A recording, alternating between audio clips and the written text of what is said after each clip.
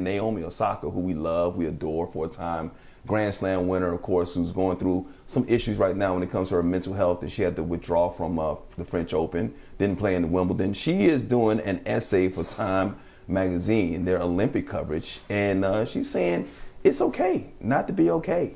And I think that's a good message to put out there, because what do we talk about all the time when we come on this show, Sharon, about especially black people? We have always been taught to be strong and don't show weakness and don't ask for help because that is a sign of weakness, when we've always said that if you ask for help, actually that is a sign of strength and what you're going through, and it's okay to ask for help. And I'm glad that she's coming out and using her platform, and this is getting the coverage that it deserves, even if she's not playing. And there are a lot of people that supporting her, and we're definitely doing it here on this show.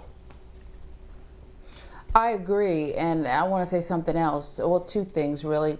People who believe that she's weak and can't handle the public spotlight and the pressure, it's not true, okay? It's not true. Health is real. It's not. Mental health is real, and it's a powerful thing to reclaim yours. It really is. What she's done is groundbreaking and noteworthy. The other thing I want to say is the fact that she's writing that cover piece says everything, because so many instantly tried to co-opt her narrative and her story. They were demeaning, it was derogatory, it was wrong. So the fact that she is not going away, and the anxiety is real that she suffered and some other things, we'll learn more perhaps in her cover story, but the fact that she is front and center, being very vulnerable, putting it all on display is powerful, and I salute her for that. I think she's what she's done on the tennis court already is remarkable, but what she's done in this arena, charging forward and leading the way, she deserves our thanks. She does.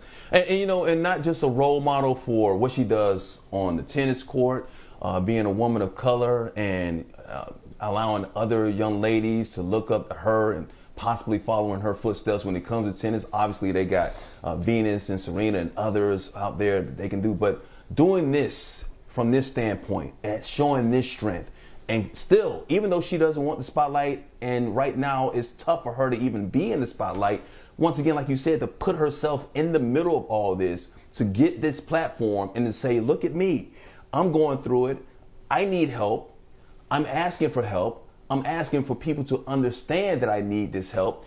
Other people out there, young ladies who are going through the same thing, or even young men who are going through the same thing that she's going through, they can do the same thing. So when we talk about role models, whether it's in entertainment, I should say, or in sports, these are the type of role models that I look up to. These are the type of role models that I want my kids and I want my relatives to look up to, because it's important what they do beyond their skills. It's a mental thing. It's more of a human thing. And that humanity is something that stands out to me. And I'm so happy that she mentioned that there are other celebrities. Michelle Obama's reached out, Novak Djokovic, Steph Curry.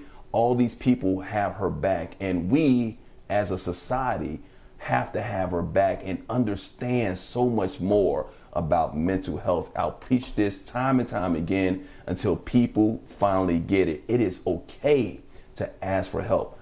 I had to ask for help. It took me 46 years to ask for help, and I wish somebody was preaching this and pushing it, and I'll say pushing it down my throat a long time ago, because it needs to be heard, and people have to get the help that they deserve and they need.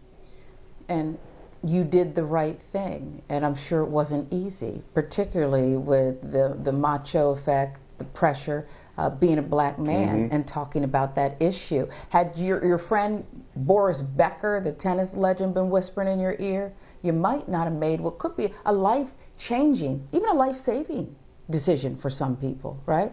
And I think he owes Ms. Osaka, I don't think he should call her by her first name, an apology. Because it was only a week ago where he mocked her, okay, and said, and I loved his body of work from the court, but he mocked her, talking about where's the effing pressure, okay, is what he said, and that was wrong. If you don't understand mental health, and a lot of people don't. There's so many issues that we're not experts in. We're only expert in our own life and our own experiences. But for him to come front and center, and remember, there were other tennis officials who mocked her when she did that. When she said, guys, I need to tap out, okay? I need to tap out. And for him to say, well, it's hard to be a tennis player if you need, you got to have press if you're going to be a professional tennis. Where's the press? It's so ignorant. It's ignorant. He needs to do some work. And I think he should be as public in an apology to her and others as he was in his criticism. I really do. It's very disappointing. And just as important as it is to spotlight and to applaud Naomi Osaka, it's important for us to kind of publicly embarrass and shame people who still don't fully understand that people need this type of help. And it's not about what you see on the court or what you see here in front of your camera. Mike Hill on ESPN, Fox Sports, and that smile I used to put on my face, that was a mask. People don't realize the pain that you go through because they don't know your personal life. They don't know what's happening in your home. And that's what I love about this, because she said there can be moments for any of us where we're dealing with issues behind the scenes. And you don't know that trauma that people have behind the scenes because we are taught to put on this mask and be this person that a lot of people want us to be and what you want us and make you feel comfortable. But it's okay to show this emotion and to show this pain every now and then and to let it out because it makes you feel so much better. And I can cry freely and I can show my emotions and I'm still a man and I'm still very, very, very masculine. And I'm not ashamed of that. But I can show my emotions and let those out, and other people can do that too because you got that inside and you've been suppressing it for so long. Yes. Let that out. Talk to somebody, and I talk to my friends all the time about that. I got good friends who have never gone to counseling. I had a conversation with a group of men last night talking about, man, go see somebody because you're suffering your pain. Yeah. You're sharing it with me. Share it with other people too. It's important. And look, I'm not going to say I'm sorry for crying here on the air, but this is an emotional aspect, and it's something that's really important to me. And it's something. And I just talked to a young lady, a colleague of ours yesterday about that. So this is something that is crucial for all of us, man, because we're living in a world today that it's terrible. But we got to fix it. Yeah, it is. But we got to fix ourselves first before we try and help other people. I'm sorry. I'm sorry for taking up the time. No. It was necessary. And I'll say this because we only have about 10 seconds and we're going to go over to Lauren, but if they can put the cover up one more time, because there's only one thing I would quibble with here, and I think you touched on it. The word okay. It's okay to not be okay.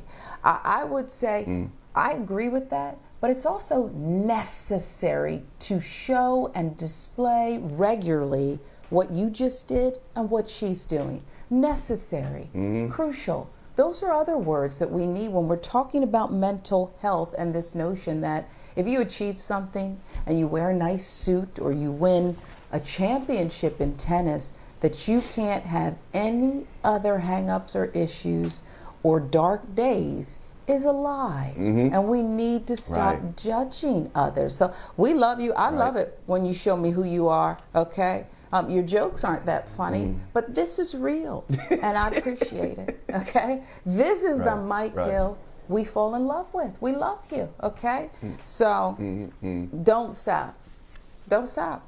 No, I won't. I'm not. I've learned not to, and I won't, and I'm going to continue to show that until other people do the same thing as well. All right, it is 7:13, I believe, 7:13 Eastern Time, and here is Lauren McCoy with what else you need to know to start your day. Good morning, Lauren.